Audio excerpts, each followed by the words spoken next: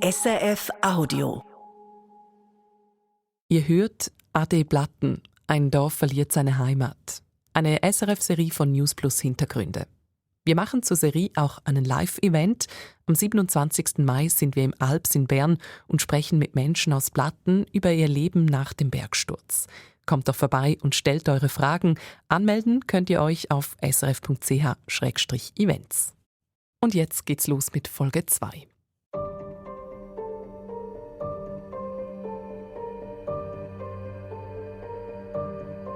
Es ist Mittwochnachmittag und Nicole ist bei der Arbeit im Büro der Lauchernalbbahn im Lötschental, in dem Holzhaus neben der Luftseilbahn. Nicole schaut immer wieder aus dem Fenster. Es hat geregnet, es war so neblig, einfach wirklich schon gruselig. Komische Stimmung war es schon. Auch im Büro ist die Stimmung komisch und Nicole ist nervös. Du bist einfach so hibbelig, hast aber probiert, einfach ich zu erschaffen und mich ablenken. Das, was passiert sowieso. Ändern können wir es nicht. Sie denkt an Blatten, ihr Heimatdorf, und an den Berg oberhalb, der immer mehr droht abzurutschen. Man hat immer so gehört, wie schnell sich der Gletscher bewegt. Auf mehreren Bildschirmen im Büro ist ein Livestream offen, der den Gletscher und seine Bewegungen in Echtzeit zeigt. Da hast du so einen Schnee oder Gletscher, hast du gesehen, im Bringhachen ober und dann drüber, so Richtung Igi, Wohnregion. Plötzlich werden alle Bildschirme schwarz. Der Strom fällt aus. Zack, alles ab. Und der Kollege hat einen Livestream auf dem Natte gehabt. Das ist natürlich drauf geblieben. Der ist wie mir geguckt und dann hat er sofort gesagt, jetzt kommt's. Wie viel da kommt und was es alles anrichtet, das konnte sich davor kaum jemand vorstellen. Es ist eine der größten Naturkatastrophen der Schweizer Geschichte. Ich habe das Foto wahrscheinlich als eine von den ersten gesehen und ich habe das also angeschaut und ich habe meiner Kollegin gesagt, das halbe Dorf ist weg. In dieser Folge begleiten wir Menschen, die innerhalb von 40 Sekunden ihr ganzes Hab und Gut verlieren, die aus dem Alltag und aus ihrer Heimat gerissen werden. Jelena ausgerechnet an ihrem Geburtstag. Es war jetzt schon nicht eine mega festliche Stimmung, aber gleich sind wir zusammen zum Mittagessen und haben fein gegessen und angestoßen. Das ist Ade Blatten, ein Dorf verliert seine Heimat. Eine SRF-Podcast-Serie von News Plus Hintergründe. Recherchiert von Sabine Steiner, Oliver Carrison und mir, Vanessa Liedergerber. Das ist Folge 2, der Bergsturz.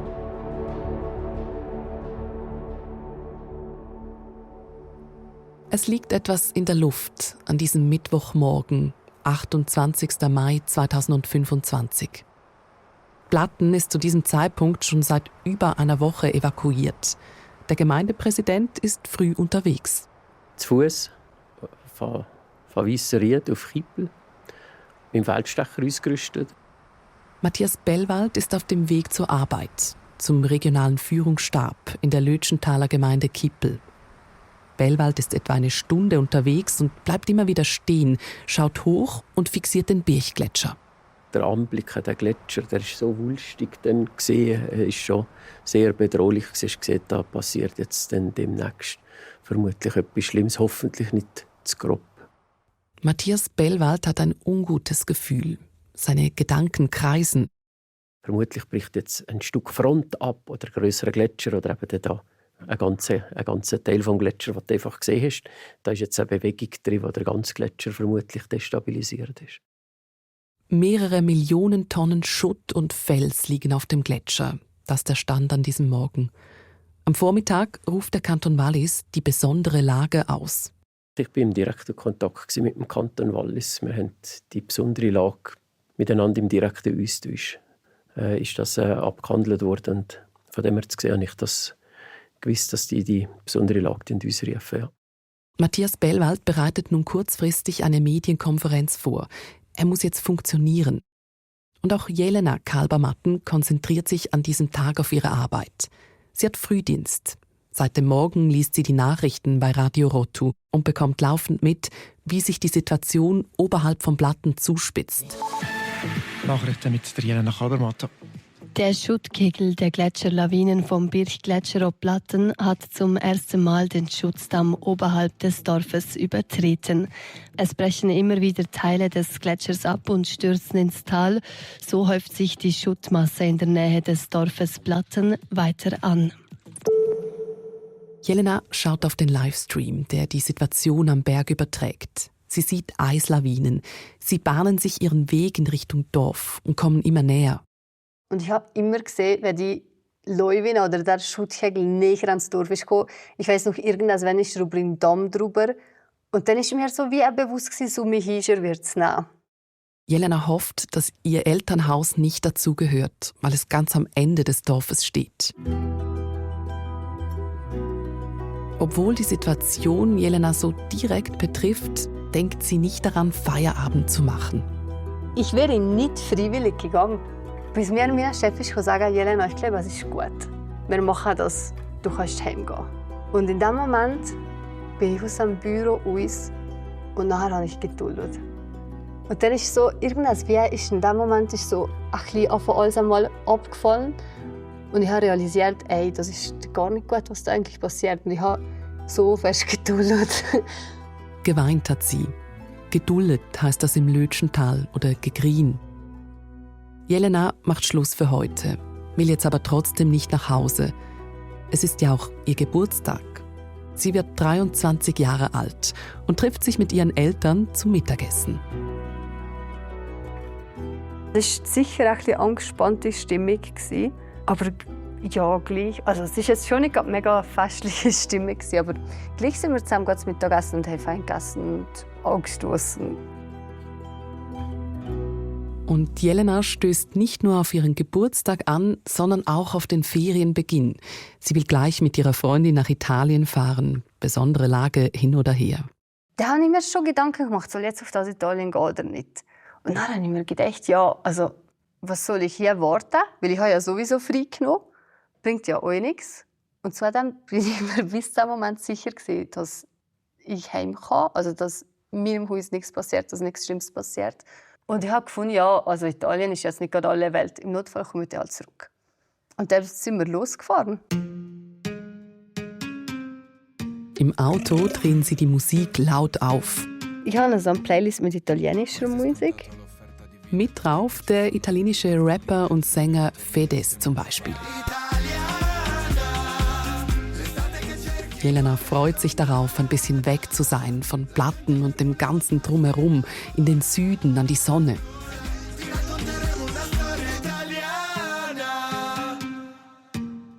Und während Jelena in Richtung Italien fährt, sitzt Nicole Kalbermatten im Büro der Lauchernalbbahn.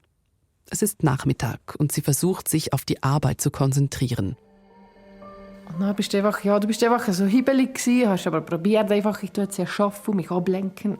Das, was passiert, passiert sowieso. Ändern können wir es nicht. Die Livestreams, die die Situation übertragen, sind im Büro überall aufgeschaltet. Jeder hat im Büro dann drauf gehabt, immer wenn etwas ist, hast du das Verkehr reinschauen, jetzt ist hier, jetzt ist das.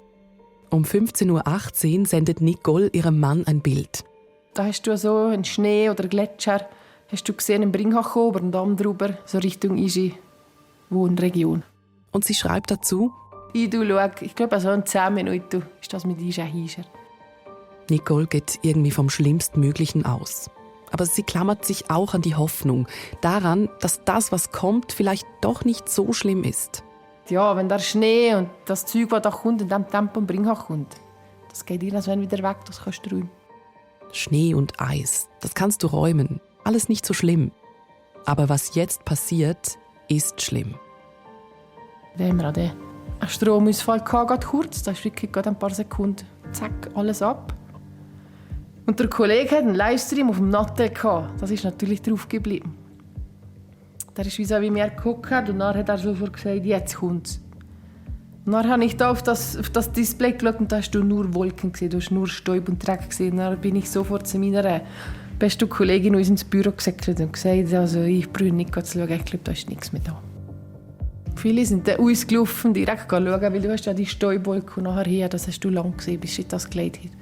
Und ich habe dann gesagt, und ich komme gar nicht erst schauen, ich will es gar nicht sehen. Ja, ich habe das Gefühl, in dem Moment hast du es einfach nicht wahrhaben. Und dann hast du so fast so wie ein Schutzding gedacht, wenn ich es nicht anschaue, ist es einfach nicht wirklich passiert. Das Erste, was ich gemacht habe, ist mein Mann angerufen und gesagt, jetzt ist der Scheiß gekommen. Und dann sagt er mir, ja, was der Scheiß ist gekommen. Und dann habe ich geduldet und gesagt, der ganze Scheiß ist gekommen. Dann habe ich abgehakt und der Mama angerufen. Als nächstes habe ich meinem Getty-Buben angerufen.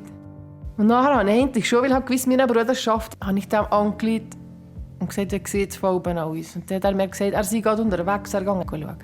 Und bevor er oben rein war, haben wir schon ein Bild bekommen von einem Kollegen. Und da hast du einfach gesehen, dein Haus ist weg. Das ist natürlich das Erste, was du so schaust. Und dann hast du einfach gesehen, du siehst da gar nichts mehr. Und ja, ich bin ehrlich gesagt, ich war so naiv. Ich hatte auch so frei von meiner Kollegin. Das Haus ist noch gestanden. Das war eines von der Randhäuser. Und dann habe ich in einer Freitür angerufen und gesagt, ja, so super, ein Haus steht noch. Ich habe einfach so frei für sie, dass das Haus noch da ist. Und dann sagt mir mein Mann, der ist so blöd, da kommt jetzt das Wasser, ins Haus geht euch kaputt. Aber in dem Moment habe ich doch das überlegst du nicht. Ich habe einfach für sie frei gehabt, ihr Haus ist noch da. Und dann ist der erst so richtig bewusst gekommen, ja, es ist definitiv, es ist da alles weg. Also ich habe einfach gegrinnt. Ich war mit einer Kollegin in den Armen, wir haben gegrinnt und gesagt, Blatt tust nicht mehr und Blatt tust weg.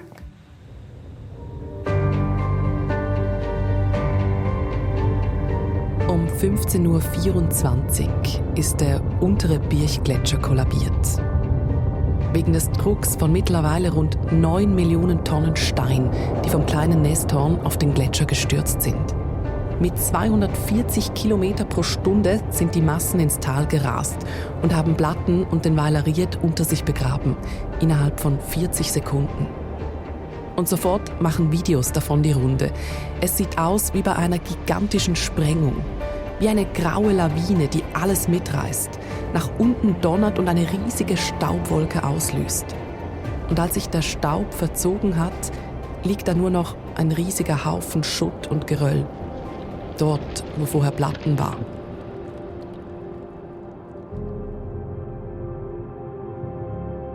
Matthias Bellwald ist zum Zeitpunkt des Bergsturzes in Verden.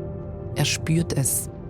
Die Erschütterung, die Dimension, der Räuch, das sind Bilder, die du x-mal natürlich danach hast verarbeitet. Ein Bekannter klopft ihm auf die Schulter. Der hat quasi wie kondoliert. Da ist dann schon eine Zeit gemacht. Da ist dann unter der Brust schon ziemlich etwas abgegangen. Du hast gesehen, wie eine Katastrophe, praktisch die totale Zerstörung vom Dorf und von der Geschichte, Kultur, Tradition, alles unter sich begrabt. Sofort quält ihn diese eine große Frage. Du fragst dich dann, warum? Die Frage kommt natürlich dann sehr schnell. Warum hätte das gerade uns passieren? Das haben sich alle Leute gefragt. Eine zweite Frage beschäftigt Matthias Bellwald aber noch mehr. Ob Menschen ums Leben gekommen sind. Ein 64-jähriger Einheimischer wird vermisst. Er hat sich während der Katastrophe in einem Stall außerhalb der evakuierten Zone aufgehalten. Es war dann halt tragisch, dass eine Person gleich ist ums Leben gekommen, hier aus der Nachbargemeinde von Weiler. Das ist eine Person zu viel. Das ist dann schon schwierig gewesen, ja. Die Emotionen, die hochkommen, muss Matthias Bellwald ziemlich schnell wieder wegdrücken. Er muss zurück in seine Rolle. Er muss jetzt funktionieren als Gemeindepräsident. Du weisst auch, du musst relativ rasch Übersicht verschaffen über die Katastrophenlage. Und das ist dann, ich sage, die Amtshandlung Nummer 1 gewesen, dass ich einen Helikopter von der Zermatt bekommen. Und dort steigt Matthias Bellwald ein. Da sind wir auf links abgeflogen, dass man unten gesehen gegen das Schulhaus oder wo die Kirche war. Du hast dann halt gesucht, wo was war, weil das hat ja alles sehr apokalyptisch ausgesehen. Du hast ja im ersten Moment gerade fast noch nie zu sagen, wo was war. Man hat nicht gerade das Bild, der Transfer selber hast machen vorher, nachher. Hast quasi gesucht, wo ist jetzt genau die Kirche gestanden. Du siehst den Kran, weisst, okay, ja, ist klar, der Arm ist unten beim Pfarrhaus irgendwo, beim Pfarrsaal hat er gezeigt. Dann hast du in etwa gesehen, da wie ja die Kirche war. Du hast dann auch gesehen, was alles weg ist und hast dann auch sofort gesehen, da ist alles weg, die Kirche weg, das Dorf weg, das Elternhaus weg, Schattenhalb, alle Häuser weg. Und die, die noch gestanden sind, hast du ja schon gesehen, die Lohn hat angestaut. Licht schon gehabt. Mit dem Flug, schon weil der Flug war, hast du schon gesehen, dass es eine Seebildung macht, bereits wenige Minuten später hast du gesehen, dass das da anfängt zu stauen und die Kapazität der Lonza kennst. Du hast gewusst, das wird sehr, sehr, sehr schnell wird das aufstauen.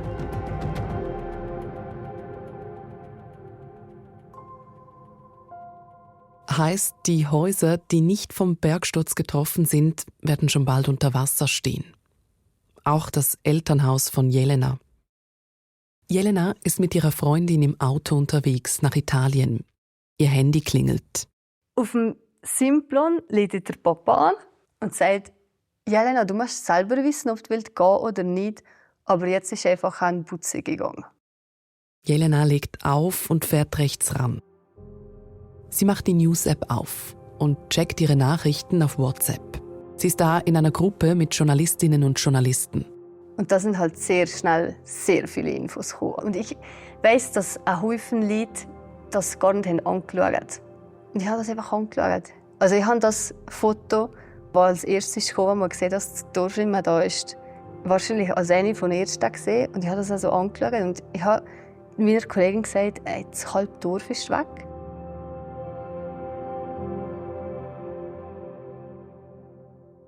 Sie und ihre Freundin entscheiden, umzudrehen und die Italienferien zu canceln.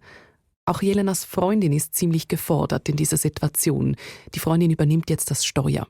Und nachher war noch mega Stau und mega Regen. Also ich glaube auch nicht so lustig zum Autofahren.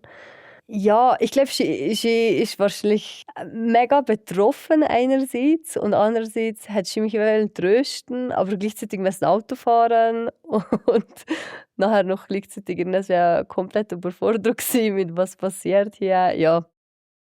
Irgendwann kommen die zwei dann in Gampel an.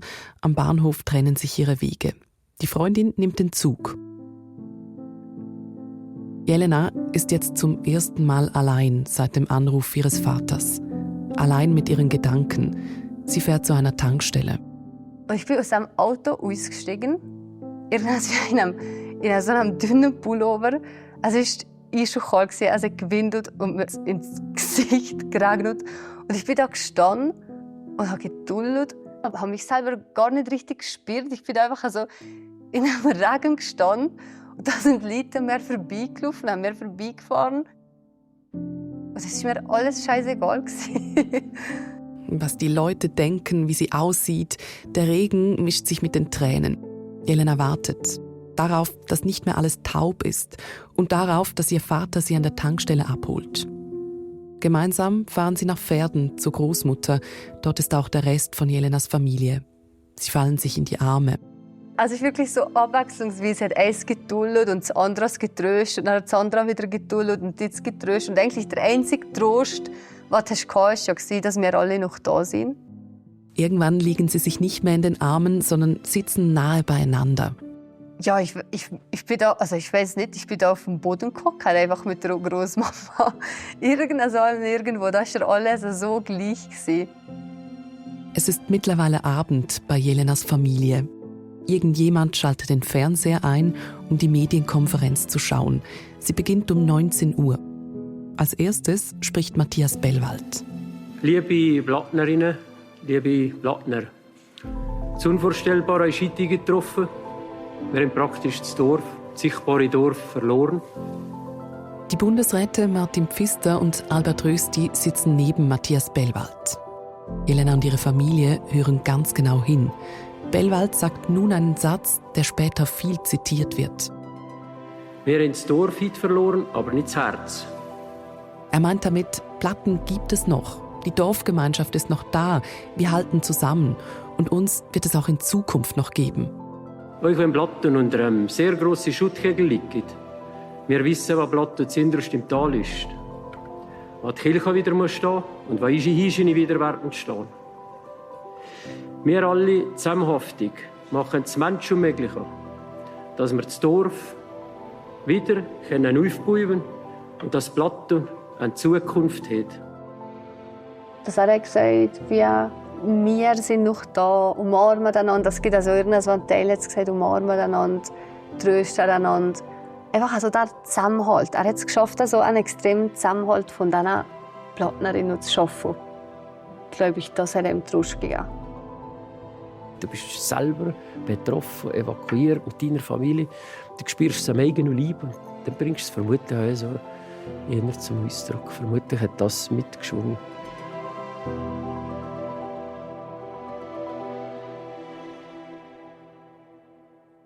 Im Wohnzimmer bei Jelena und ihrer Familie ist es jetzt ganz still geworden. Einige von ihnen sitzen immer noch auf dem Boden. Und dann hat meine Großmama so die Stille gebrochen und hat so gesagt, ja, den Stoss haben wir jetzt ab noch aufziehen, wenn wir Geburtstag haben. Dann ist sie Gläser holen und Aperol holen. Und das wäre so in dem Moment. Da habe ich so gedacht, ja, wahrscheinlich haben wir jetzt einen Schluck Alkohol. Auch die Familie von Nicole macht eine Schnapsflasche auf. Sie stützen sich, reden stundenlang. Was kann man da wieder machen? Kommt etwas raus? Du hast halt immer den Gedanken gemacht, steht echt mein Haus noch und unter dem schaut irgendetwas von mir wieder raus. Sie gehen einzelne Gebäude durch, sprechen über die Kirche. Die war so hoch, so gross, so präsent in diesem Dorf und du hast einfach nichts mehr gesehen. Es ist wirklich nichts mehr von der ganzen Kirche da. Das war einfach so unverständlich. Aber einzelne Überreste sind noch da. Der doofe gelbe Baukran, der ist ja standgehalten. Und da weiss ich noch, haben wir auch häufig gesehen, und der Affenkran, der ist dann noch da, der, was kein Mensch braucht, ist noch da. Du hast einfach immer probiert, anhand von diesem Kran ein bisschen herauszufinden, da wie das war, da wie das, kommt echt etwas raus. Du hast einfach immer die Hoffnung gehabt, dass irgendwie darunter etwas noch kommt. In der ersten Nacht nach der Katastrophe kann Nicole kaum schlafen. Und auch am nächsten Morgen wird ihr so richtig bewusst, dass Platten jetzt ein Ort aus der Erinnerung ist. Du stehst auf und dann denkst du einfach, es ist wirklich passiert. Am Anfang bist du so ein bisschen nervös, so wie in einem Albtraum, wo du einfach gerne aufwachen. In der nächsten Folge sprechen wir darüber, wie die Menschen aus Platten mit dem Verlust umgehen. Die ersten Tage sind hart und die Nächte fast noch härter. Und dann kannst du nicht schlafen und dann einfach viel gegrin. Also wirklich bis am Morgen um 2, 3 hast du einfach nur gegrin. Und irgendwann bist du vor Erschöpfung schon eingeschlafen. Und irgendwann ist Nicole doch zurück in Platten, in ihren Träumen. Ich bin nicht zurück in mein Haus gegangen, es war nur das Fenster kaputt. Viele Plattnerinnen und Plattner träumen nach dem Bergsturz von ihrem alten Zuhause. Und während ein ganzes Dorf trauert, sitzt Gemeindepräsident Matthias Bellwald an seinem Schreibtisch mit seinem eigenen Traum. Dass die, die zurückwollen, auf das Plateau zurück gehen können. Und ich persönlich wollte jetzt auch zurück auf die Platte. Das war Folge 2 von AD Platten, ein Dorf verliert seine Heimat. Eine SRF-Podcast-Serie von News Plus Hintergründe. Wenn euch diese Serie gefällt, dann folgt uns doch in eurer Podcast-App und lasst uns eine gute Bewertung da. Das hilft uns wirklich sehr, damit uns noch mehr Menschen entdecken können. Wenn ihr Fragen oder Feedback habt, dann schreibt uns gerne an newsplus@srf.ch. Recherche Sabine Steiner, Produktion Oliver Carrison, Mitarbeit Lea Sager und das Team von SRF Recherche und Archive, Sounddesign Michael Studer und ich bin Vanessa Ledergerber. In einer Woche gibt's hier die nächste Folge und schon jetzt auf srf.ch/audio.